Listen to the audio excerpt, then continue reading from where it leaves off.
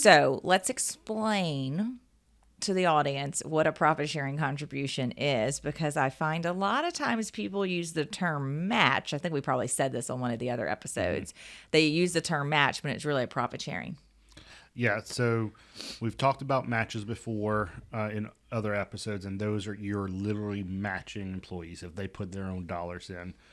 Profit sharing is a separate bucket inside of the plan, and typically it's used if the owner of the company wants to maximize their contributions up to the IRS limit. And kind of the first question that we always get is, what if our company didn't have any profit this year? Can I still do a profit sharing? Yes, that the term profit can be very misleading. Right, which you don't necessarily have to have a profit sharing. It's just what it's called. Yeah. So I find very rarely nowadays do we ever just allocate a 5% profit sharing across the board. Right. We have a couple of clients that do that. That's what we call pro rata. Okay. And there's not really a lot that goes into that. It's just 5% of compensation, whatever that definition of compensation is. If you want to learn more about compensation, you can refer back to some episode that we did about compensation. So there's two types of formulas. One to me is more popular and favorable than the other, but let's go ahead and talk about them. So we've got what we like to call integrated. Right. And is that the technical term for it? I think so. Okay, good enough.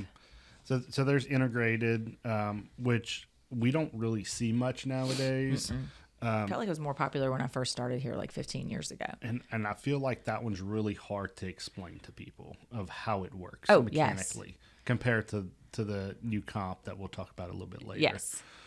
So integrated, the way it came about was that Social Security benefits are capped at a certain wage base. Oh, thanks. A little history lesson. Yeah. Okay. So integrated calculation came about to help those people that were capped out on Social Security be able to save a little bit more for retirement because they were capped out on Social Security. Yes. So the way it's calculated is, up to Social Security wages, you get a base percentage. Yep. That everybody kind of gets. That everybody gets. Yes. And then wages above the Social Security threshold can get an additional contribution percentage to help max out your high earners.